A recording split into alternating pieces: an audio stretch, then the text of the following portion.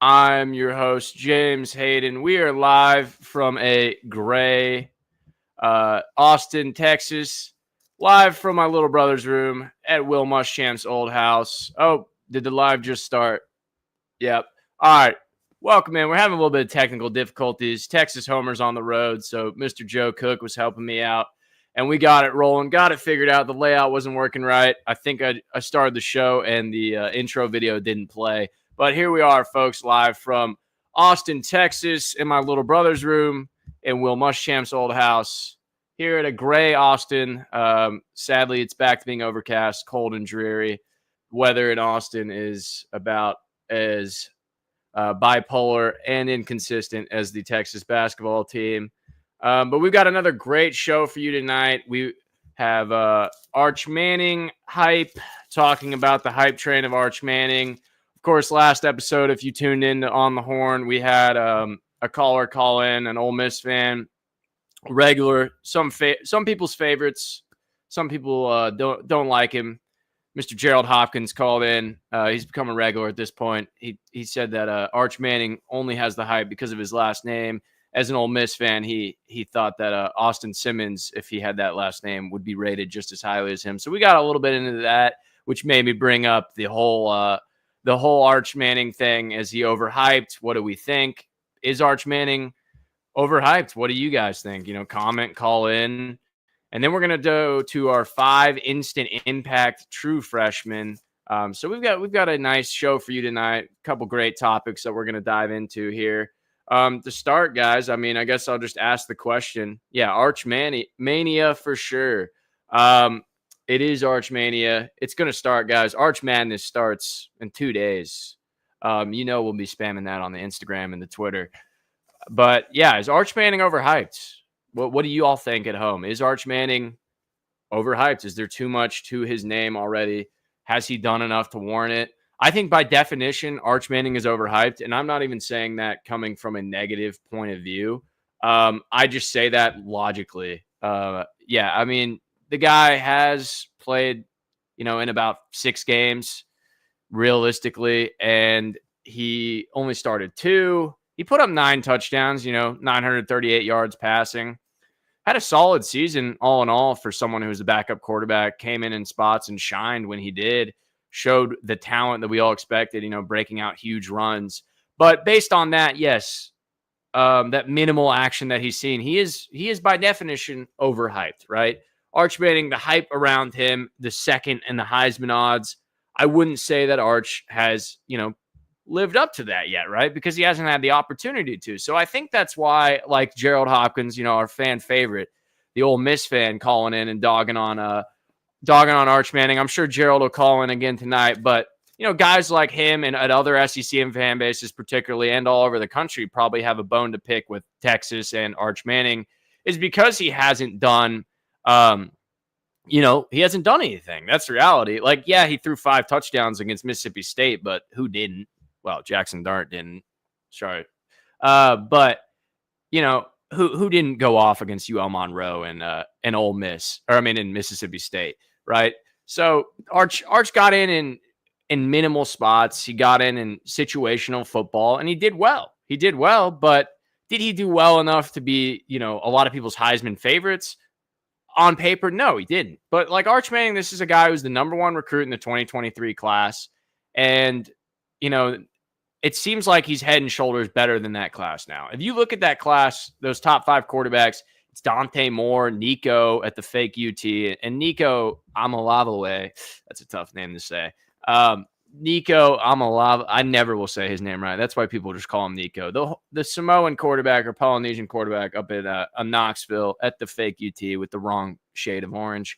Nico, we know he was kind of not living up to the billing this past season. He's 2023 class. Jackson Arnold, we don't need to talk about him, but if you're an Auburn fan, hope that he lives up to the billing now that he's out of Norman.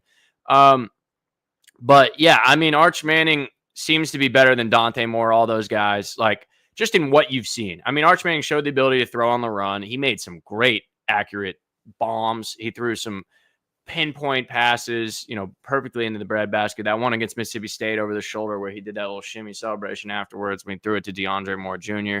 That was elite. He had a pass to Jonte Cook. Prayers to Jonte Cook, no longer with us, but threw a great. He is no longer with the program. He's still around, but Jonte Cook's got his own thing going on. But there was a beautiful pass that Arch Manning threw to Jonte Cook over the back shoulder against UTSA, I want to say. And that was Jonte's first touchdown pass caught, and it was Arch's, I think, first touchdown pass of the season as well. This first one was against Colorado State. But he showed against UTSA when he came in after Quinn got hurt. He shows the ability to throw on the run. He's mobile. He's got the arm. He's got all the intangibles. So on paper, yes, if everything pans out with Arch Manning, we're talking about a career similar to Tim Tebow, similar to, a Manziel type of college quarterback where it'll be a generational, like that was the quarterback of the decade, if he lives up to the hype. Because, number one quarterback, that's the expectations when you're number one quarterback. And there's been a lot of comps to Tim Tebow. I mean, honestly, similarly to how they played this year, right? When Tim Tebow was the backup on that Florida National Championship team, he came in as a Wildcat quarterback. That's exactly what Arch Manning was, which when you hear the name Manning, you don't really think of a Wildcat quarterback, someone who can break off 75-yard touchdowns. But that's what Arch is. He's a great athlete. And so he's had a similar start to his career as someone like Tim Tebow. The question is, will he live up to that billing? Tim Tebow was actually the number one quarterback in his class. I wasn't following recruiting when I was, 6 years old when Tim Tebow was a recruit, but I didn't realize that Tebow had all this similar hype around him, and he's a good guy. He carried himself right, but he's still got a lot of, he got a lot of hatred and vitriol from opposing fans, outside of the Gainesville area. Just similar. Arch Manning, I didn't really realize was kind of disliked now outside of the Austin area, outside of Texas, really. It seems like a lot of people have started to dislike Arch Manning, who's a great guy. He seems like a model citizen, good student. He's carried himself right. Doesn't really get in any trouble that we know of. He's been having fun in his time in college, losing the student ID and all that. And, going to parties, getting the traditional Austin experience. It's a fun city, right? Can't blame him for that. But he's been carrying himself good, stayed out of the news. Like, he's humble every time you interview him. He says he doesn't deserve any of this praise, but yet he still gets it. So it's very similar to Tim Tebow, because Tim Tebow would be hated by people because they go, I just don't like how much he's in your face, how much you hear about it. Like Tim Tebow and Arch kind of get disliked just because they're beloved by the media. And that is, that's a true thing outside of sports as well. Even if, something is good, whether it is or not, if it's shoved down your throat constantly and you're talked about it, whether it's politics, sports, whatever, a player, a politician, an ad, a product, the more you're told about it, sometimes you almost go, I don't want to hear that. The BK have it your way commercial, that one, you just heard it so many times that it really just started to gnaw at your mind every time you heard, BK have it your way. Is it good? Yeah, it sounds like I've never had a Whopper I disliked, but the more I heard it, the more I did not want to go to Burger King. I don't know if you guys can tell, I'm not the type of guy to go to Burger King. Look how fitted that sport coat is on me. Not bragging, but I'm not really going to Burger King as is. But the more I heard that commercial, the more I changed my channel when I heard that commercial. I hated it because I kept hearing it, and I think that's how a lot of people view Arch Manning, is they just keep hearing Arch Manning, and the First Takes of the world. No slight to them. Not that they're a friend of the program. We'll probably never even scratch the surface over at First Take. But First Take and ESPN and the likes, they just constantly go Arch Manning Heisman, Arch Manning this, Arch Manning that. That if you're not a Texas fan, I could get why you'd be like, this is freaking annoying. And you never hear the kid talk, or you'll never meet the kid. So you just go, screw him, right? Manning, that's why he's famous, whatever. That's why people think he's good. But he's kind of become polarizing just because he's so popular. And that's, Justin Bieber, name another one. I don't want to compare Arch Manning and Justin Bieber, but just think of any person who is famous when they're young. You're going to have a lot of detractors as well. But Arch has been dealing with this for years. You don't think that the second he started high school football and was playing quarterback and got bumped up to varsity that people thought, oh, that's Manning playing quarterback. He's been dealing with the hype. He probably has been treated similarly to a celebrity since he was 14, 15 years old. So the kid knows how to deal with it. I don't think you should worry about that affecting his play. But I think there's just a little bit of overexposure. And that's why I would say, yeah, he is a little bit overhyped. And people are fair to say that. Does that mean he's not actually good? That's the thing, is people will conflict that. Oh, he's overhyped because he's talked about too much, but he hasn't done anything, with He's not actually that good. No, he was the number one quarterback recruit in 2023 for a reason. He was the number one player in 2023 for a reason. When people say that, like, the guy who called in, Gerald, keep calling back on him. I'm sure he'll love that. But Gerald Hopkins called in the other night, the Ole Miss fan, and he said, Tua's little brother, right? Or he said Austin Simmons is like the next Tua. That's the quarterback in Ole Miss after Jackson Dart, for those who don't know. Austin Simmons is supposed to be the next quarterback at Ole Miss. He wears 13. He's a lefty.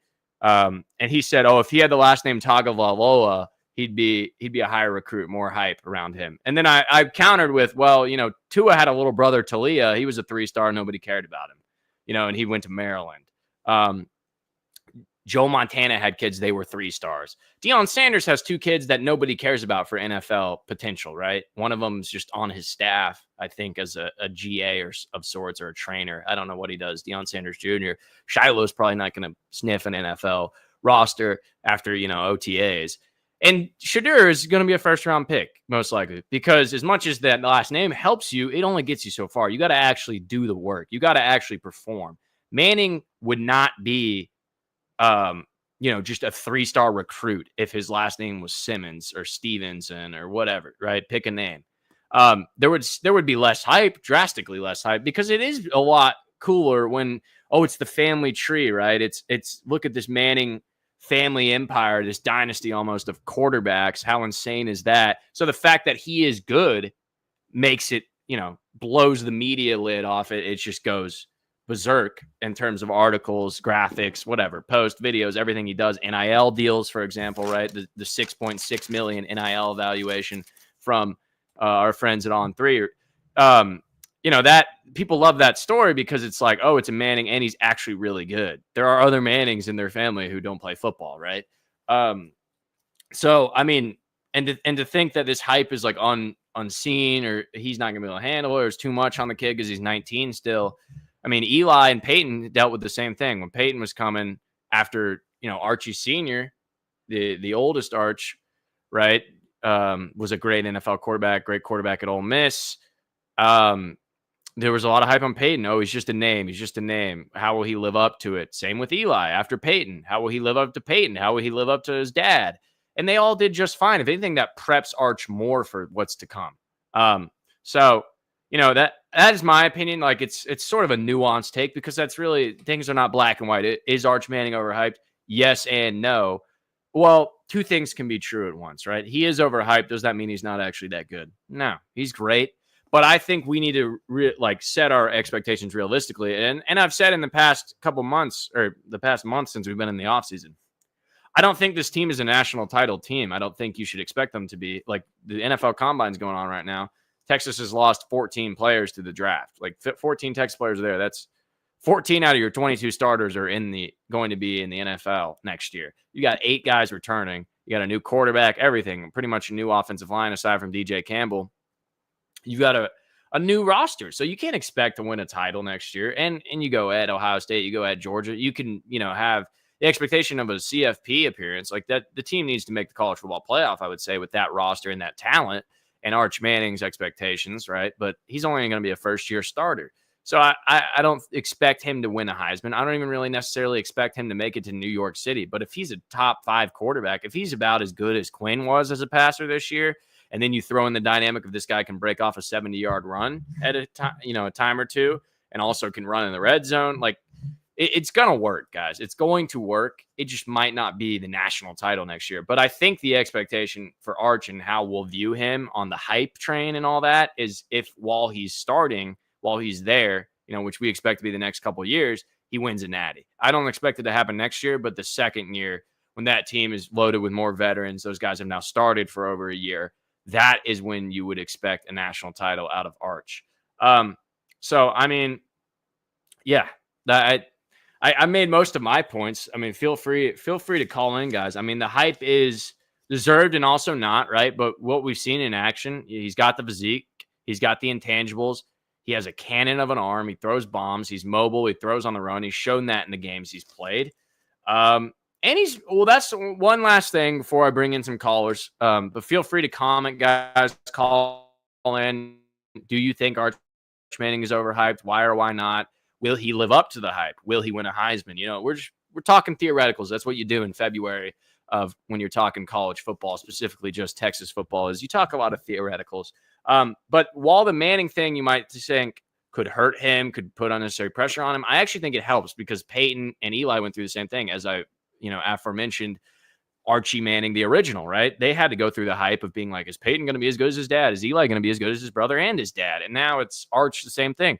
He's got those guys at his disposal whenever he wants. If anything, it helps him more than someone like Quinn Ewers, who was the number one recruit, right? He doesn't have a lot of that because his dad didn't play college football. His dad didn't play in the NFL. He doesn't have uncles that play in the NFL. It is pretty helpful to have 2 Hall of Famers or 3 Hall of Famers in your family. Is Eli Manning a Hall of Famer yet? Maybe our Ole Miss fans that call in will have to let me know if Eli's been inducted in the Hall of Fame yet. I know it might be a little soon, but he's got Hall of Famers in his family, guys who can tell him how that pressure works, how to handle yourself. And I think that's a lot of the reason why Arch is so humble and so composed in interviews.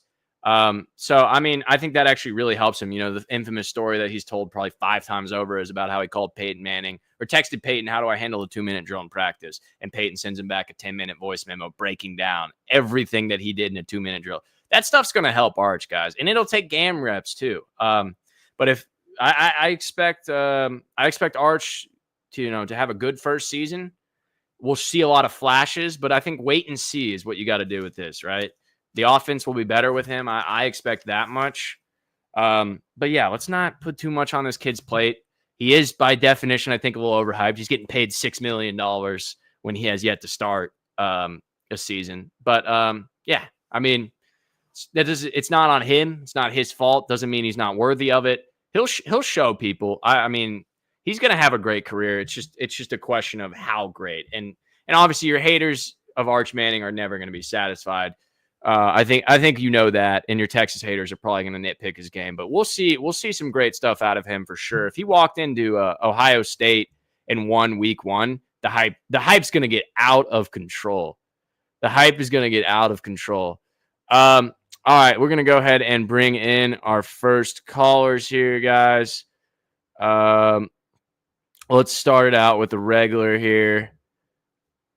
Mr. Johnny Wynn, under 60 flicks. Johnny, you got to unmute your mic, bro. My fault, James. I'm a little past Zoom University these days, kind of forgot how to do that. Did you graduate college on when it was online? I did my undergrad. I graduated undergrad in 2021. So went through my junior year during COVID. So that's 5 years ago, man. I just realized that it's been a while. Getting old, Johnny. I know, but you know who's not getting old is the Arch Manning hype, my friend. The Arch Manning hype. I'm telling you, Texas. I won't say the B word, but it starts with B and it ends with AC. Okay, 4 letters. Next year, Arch Manning is going to take us to the promised land. Okay, that I got money on that already. You know what I'm saying? Like I said before, I do not live in a legalized gambling state, but I did place this bet when I was in one. Okay, you can see right here. Look at it, y'all. Arch Manning to win the Heisman. What is that? Plus 900 on that. Okay, so listen, I think if we look back, you guys remember Trevor Lawrence's freshman year at Clemson? I think it was like 2018, 2019 or whatever. He popped off his first year. Remember that. Okay. Same thing with Caleb Williams, right? He popped off his first year as well. I think what's going to end up happening is Arch, I think he's going to take probably a couple games to settle in, right? I think it's a little bit hard for him going up to Ohio State in game 1, right? But to be honest, I don't think it's really going to be that hostile of an environment because they play the game at 11 a.m. And then beyond that, it's like Ohio State is not really known for being that loud. So I don't think it'd be tougher of an environment than the Michigan game last year. And then you have some cupcakes and then you get into SEC play. So I think, if you're looking at my prediction for his stat line, I probably would put him at a minimum of like 3,500 yards, probably like 35 TDs and 1,000 rushing yards and maybe like 10 TDs on the ground. So you're fully drinking the orange Kool-Aid is what you're telling the folks at home. I think it's just, that's what's going to happen, man. That's not even Kool-Aid to me, man. I think it's going to happen. You're drinking the Arch Manning Kool-Aid. Yes, yes, sir. Yes, sir. I mean, you saw him this year. I think, some of the decisions he made weren't perfect, but, then again, he is a redshirt freshman. Um, and he still threw for like 1,000 yards in like 2.5 games. Like that. I mean, regardless of the opponent, like the talent potential you definitely saw. So I don't know. I think he's going to be special next year, man. Yeah. All right. Well, props to you. I love the confidence. Yeah, I think honestly, walking into Ohio State will give him some confidence because it's a day game and Ohio State's roster's been gutted and their coordinators are both gone. I really like Texas to win that game, so I think that could really propel him. But also, my thing is, I don't think this offense is going to be centered around Arch to start the year because it doesn't need to be.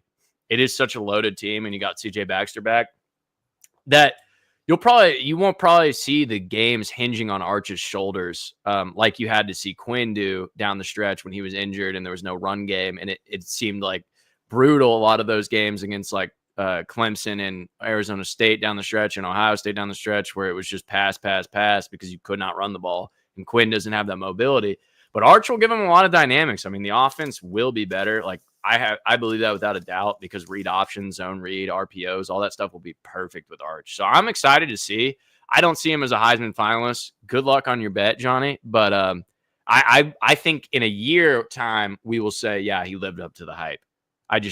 We can't. That's why I'm saying right now, because he hasn't done it yet, you can't say all the things they're saying, but that's what the media does, right? Yeah, I mean, I don't disagree with that. I mean, we're all projecting here, I mean, like it's like you were saying before, it's February, right? Like there's nothing to really base the prediction off of other than, I feel like he's going to be doing this. So, yeah. But the thing is like you said, like the offense is going to be completely dynamic. You know what I mean? Like the RPO is going to come back. He's going to be able to take the top off the defense. I think what's going to be the big step for him is doing what Quinn really excelled at, which is making those kind of shorter to medium, easier throws over the middle. He did struggle with that this year. He missed some reads, and that's something that they're going to have to work on in the offseason. But he brings you, a lot more dynamic, like just how dynamic he is, especially with his ability to run. So I think that's going to make him, I know you don't think so, but I think he's going. I think he's going to, at the very least, be a Heisman finalist with all those tools that he's got. All right, Johnny, with a very Texas optimistic view as always. Appreciate you calling in, Johnny. You want to shout out the Instagram? Yes, sir. Is it over here or the other side?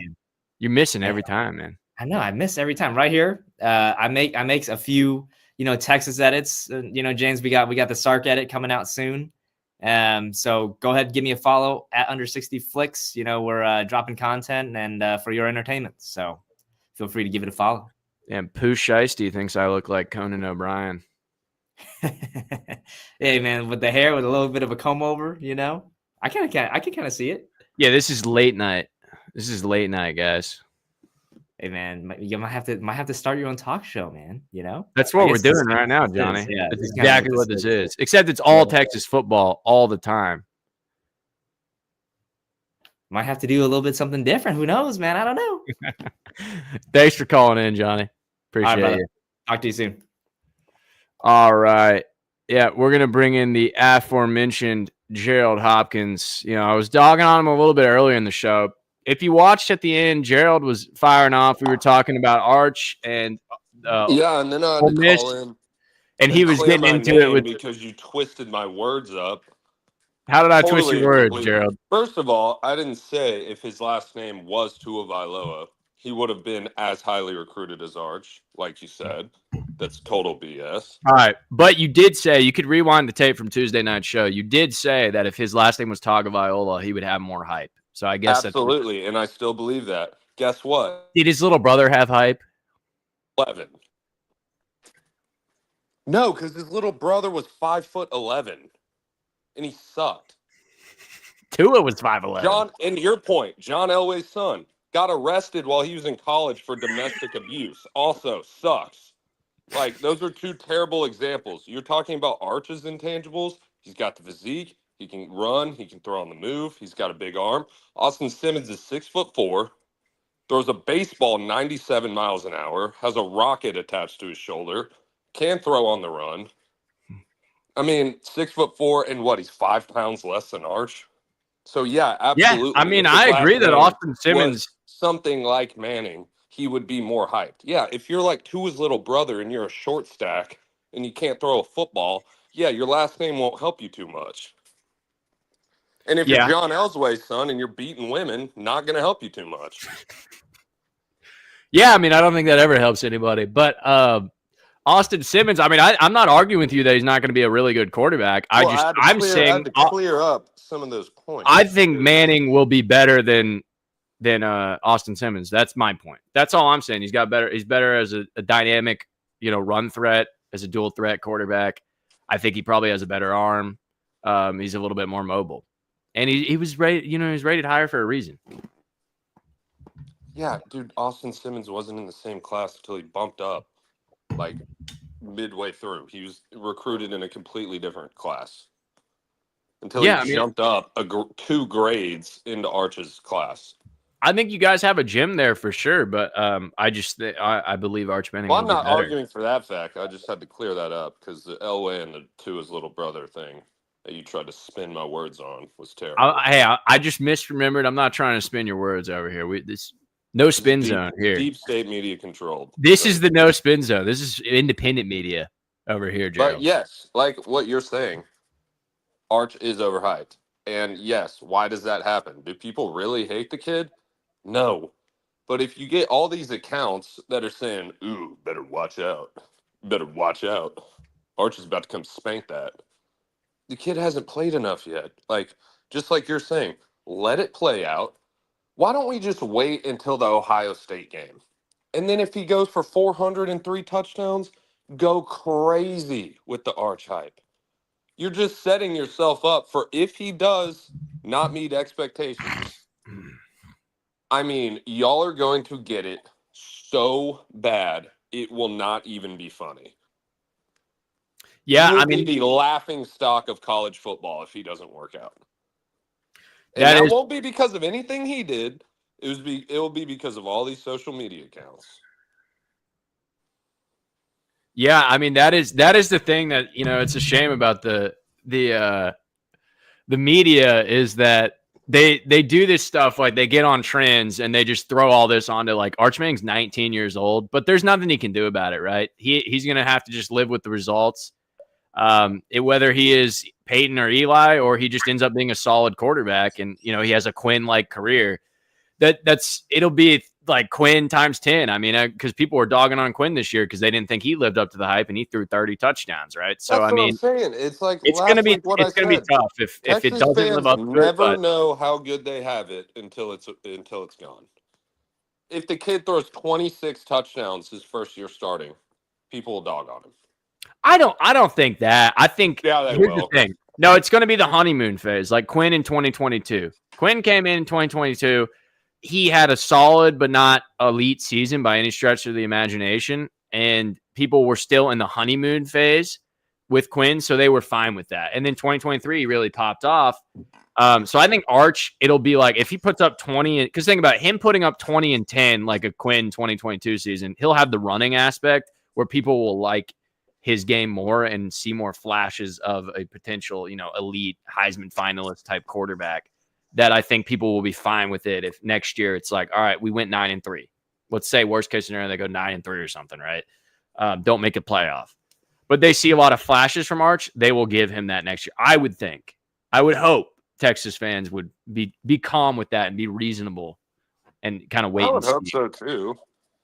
But I mean, like, even, I don't know. I think it's crazy. The second in the Heisman voting is, by the way, Texas fans, do not pull a Johnny. Do not pull a Johnny. Plus 900 right now before the season. Awful bet. Terrible bet. I'm just saying that if you really want to bet on Arch Manning to win the Heisman, you wait one game where he struggles, or if they even drop the Ohio State or Georgia game, his odds will go way through the roof, way higher than plus 900. That's when you should put money on Arch Manning if you're going to be stupid enough to do that. Season betting pro, it sounds like Gerald Hopkins giving us the good That's how advice. I pay rent. That is a good point. You always got to take those odds when they get higher. Yeah. I mean, come on now. That's a rookie move if you're taking a first-year starter. plus 900. Yeah, I mean those Arch Manning Heisman odds will never be more juiced than in the offseason, for sure. If you want a good bet, Cade Klubnik, lock it in. Counted for 40 touchdowns this past year. Hey, what about Austin Simmons? Dabo using what? You see, because I'm not delusional. Well, okay, I don't think any Texas fan, and let me know in the comments or call in if you disagree. I don't think any Texas fan really thinks, well, Johnny did, but I don't think any Texas fan really thinks he's winning the Heisman. Or maybe they think it's possible. I don't think I haven't heard anybody tell me that. None of the guys that work here are saying Arch Manning Heisman, like, are really saying because it's their job. They're not stupid. Go ask your run-of-the-mill Texas fans in these comments or on the street. Yeah, dude, Arch gonna win that Heisman. We're taking the Heisman home to Austin, baby. Ricky Irwin Arch. Here we go. No, get out of here. I don't think most Texas fans sound that country anymore, Gerald. I don't know when's the last time you've been to Austin. I haven't been since they started letting, the border California flood in. You got people with pink hair teaching gender equality. All right, Gerald. We try not to do the politics on this show. I'm just saying. All right. Well, thanks for calling in, Gerald. Here, the Ole Miss Rebels. Y'all are lost right now, and you need to. Well, hey, we'll see when Texas and Ole Miss finally play. Maybe in an SEC championship game. Can't wait to watch your purple-haired fans. All right, Gerald, for calling in. Gerald Hopkins, yet again, always has a unique opinion.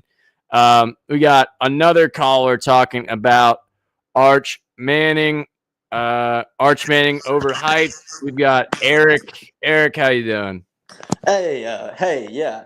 I'm good, man. I got some things to say. The first thing about the Arch, I think he's overrated. Y'all are putting a lot too much pressure on him. That's not really why I called in. I'm a Texas alumni. I went here. I've been in the news a lot recently. My son goes to Ole Miss. And there's you're divided household. What? You're half Ole Miss, half Texas, huh? Yeah, but there have been some rumors going around about me and my son and his girlfriend. And the broad got a lawyer and put out a statement. So I all right. Eric, you got anything related to football? Yeah, I do. What do you got for us? I did not have relations with that woman. In fact, I was up. All right. I had to cut off Eric there. Not really sure what that's all about. Yeah. So, anyways, let's go ahead and move on to our next segment, guys. This is a great time for an ad from Luxe Kitchen and Bath, our beloved friends. This video is brought to you by Luxe Kitchen and Bath. Luxe has been offering high-end kitchen and bathroom remodels for 3 generations throughout the greater Austin area. With 5-star review after 5-star review on Google and Facebook, and an A+ rating from the Better Business Bureau, you can put your faith in Luxe Kitchen and Bath's award-winning designers and skilled craftspeople to bring to life that dream vision of your special home. But that's not all. Luxe's all-star team provides full remodels, large additions, and even commercial build-outs as well. So call Luxe Kitchen and Bath at 833-358-LUXE today. Or visit luxekitchenbath.com to discover where quality meets luxury and begin the process of transforming your home. Get a free quote today by calling 833-358-LUXE. That's LUXE. Or by visiting luxekitchenbath.com. Link in the description.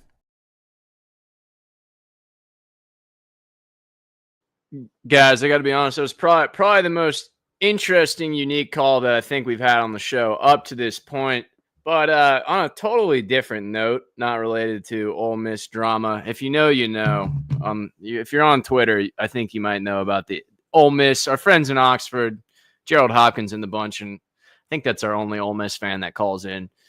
We wish them well. Best of luck with all that's going on out there. If you know, you know, with Ole Miss. But they got some wild stuff, and it has nothing related to Lane Kiffin going on right now.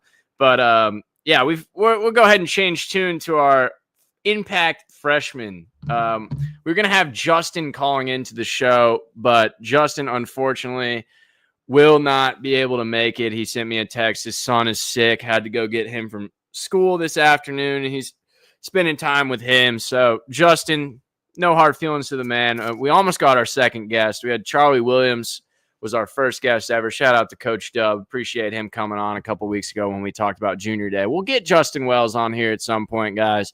But it's just me and my callers.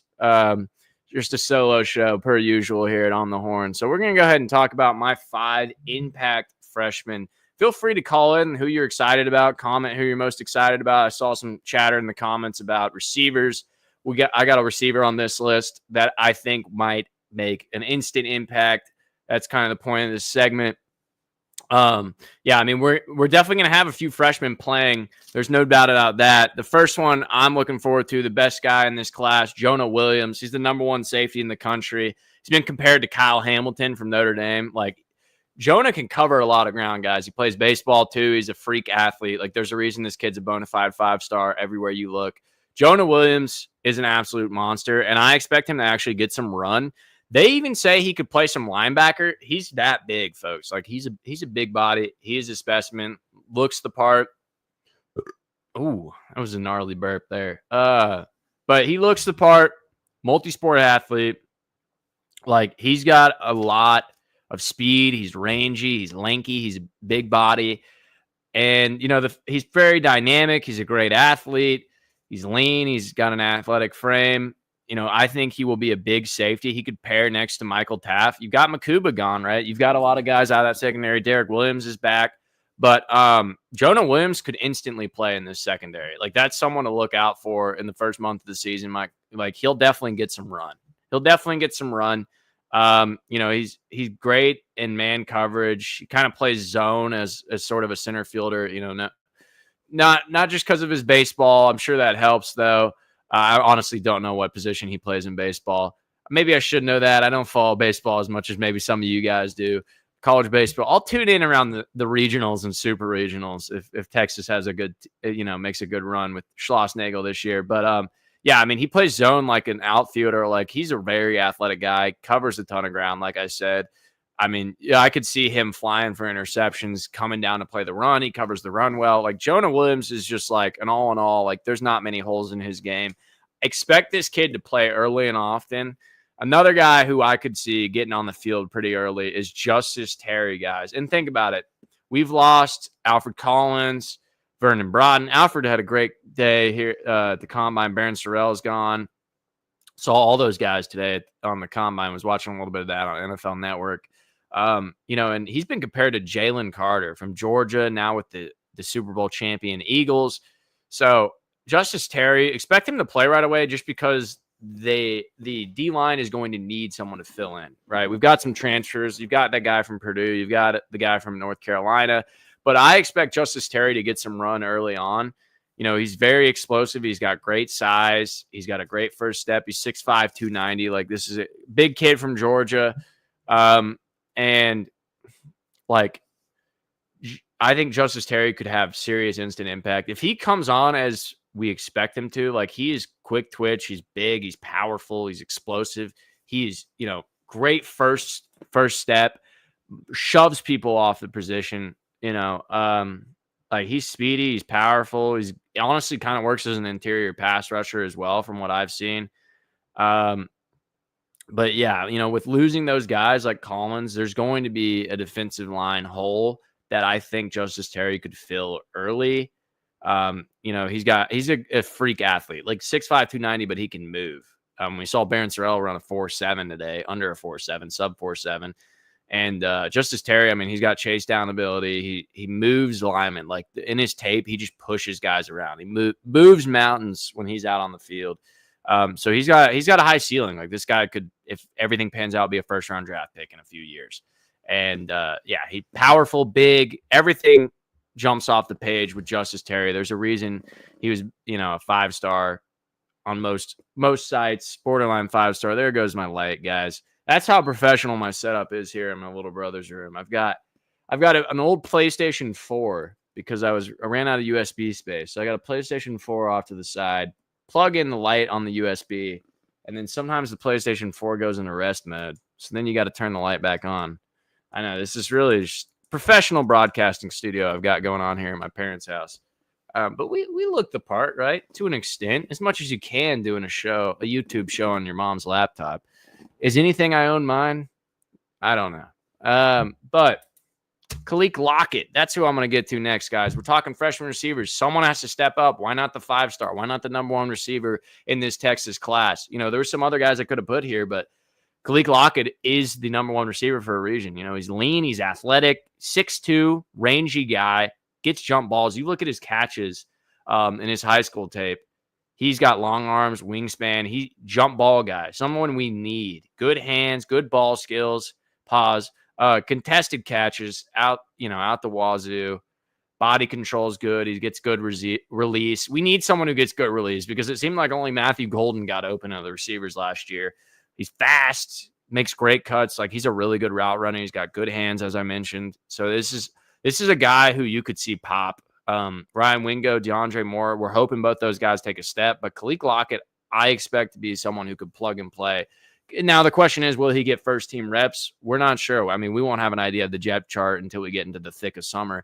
But as of now, like, just looking at the sheer depth chart and the guys that exited, I mean, Khalil Lockett or Jamie French, but Khalil Lockett could be someone who could step right up, put up good production, have a 500-yard season, and that would really be needed, as we're talking about. You guys know in the comments, Arch is going to need some receivers to help him out to get this offense to its peak, we think it can be, right? So yeah, he's an early impact player, jump ball catcher, someone Texas has desperately needed since the loss of A.D. Mitchell. And then we've got Cade Phillips, guys. He's been compared to Jamel Dean, a great safety or a great DB with Tampa Bay. So, I mean, Cade Phillips is very athletic. He's got massive hands. See my hands, this guy's at least a third bigger than mine. His hands are massive.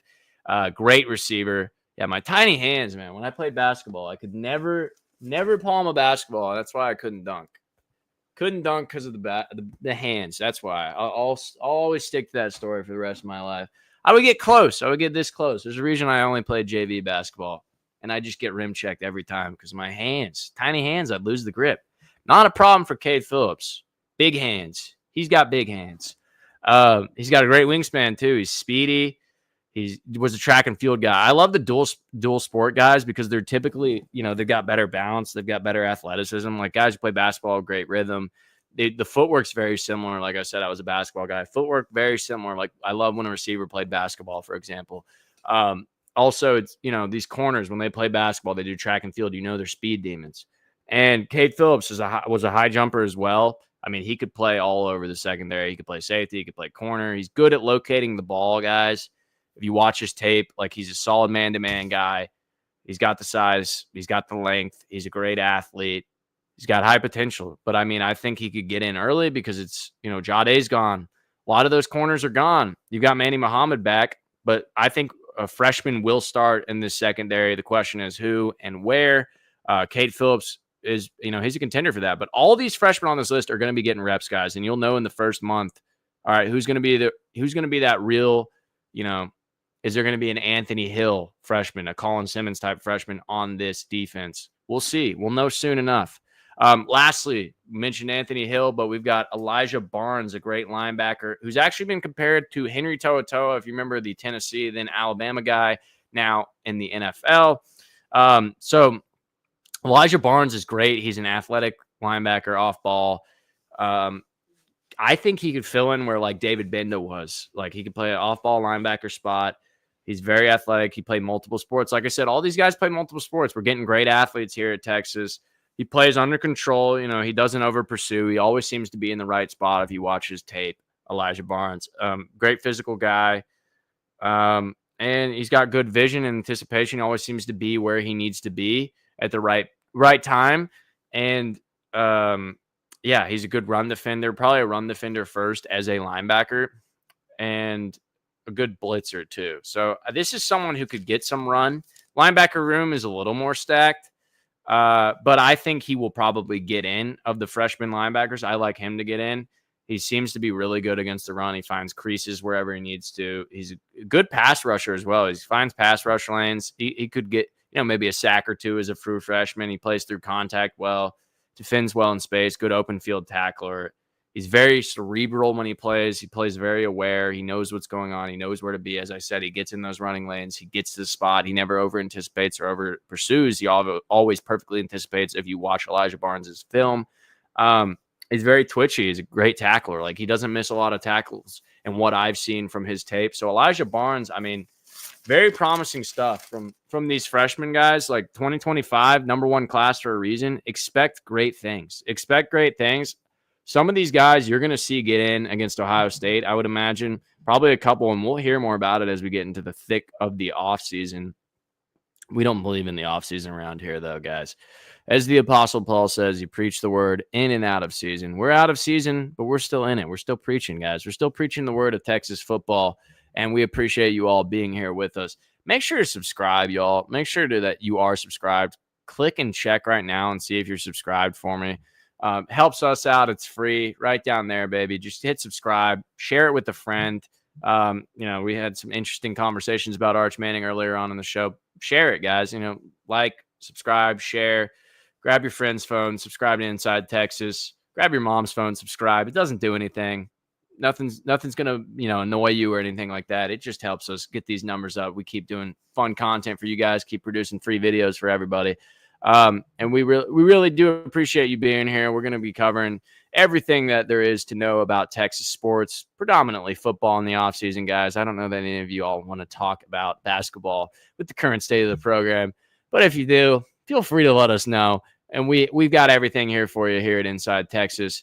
But yeah, guys, appreciate it. Give me a follow on Instagram at Jamerson Hayden if you're feeling generous, but come hang out with us. We're here every day. I'll be back next Tuesday at 6 p.m. Central Time with On the Horn. Thank you so much. Please like and subscribe, and peace.